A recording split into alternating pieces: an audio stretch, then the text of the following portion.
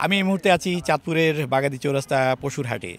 সকাল থেকে লক্ষ্য করেছি এই পশুর হাটে প্রচুর পরিমাণ পশু ব্যাপারীরা নিয়ে এসেছেন, একের সঙ্গে ক্রেতারাও কিন্তু বেশ সরগরম একটা উপস্থিতি লক্ষ্য করেছি। তবে দরদাম নিয়ে খুব একটা বেশি ঝামেলা হচ্ছে না, তবে আবার দরদাম নিয়ে বেশ কষাকষি হচ্ছে।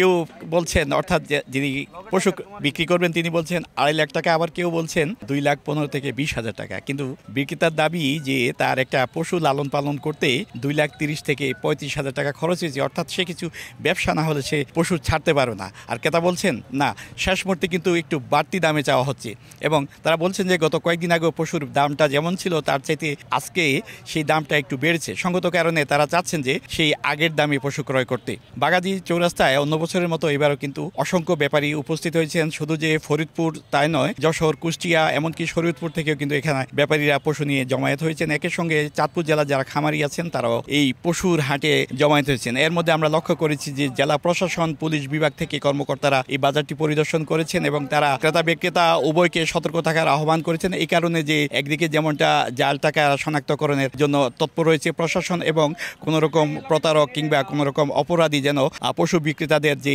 টাকা আছে, নগদ অর্থ নিয়ে যেন কোনো রকম সমস্যার সৃষ্টি করতে না পারে, সেই বিষয়টি তারা নজরে রেখেছেন। 145,000 টাকা ওনাদেরকে বলে দিলাম। এখন যদি ওনারা বলে যে না আমরা আরো 5,000 টাকা কম দেবো, তবে 40-এর নিচে গরু সোল্ড হবে না। 6টা গরু আনছি আমি। এক একটা গরু আমার 240, 250 এরকম হলে আমার বিক্রি করলে আমার সামান্য সীমিত লাভ হবে, খুব বেশি লাভ হবে না। গত 2 দিন মোটামুটি সহনীয় পর্যায়ে ছিল। এখন আজকে গরুর দাম সব জায়গায় ওনারা বাড়তি চেয়েছে, এই জন্য ক্রেতারা গরু কিনতে পারতেছে না।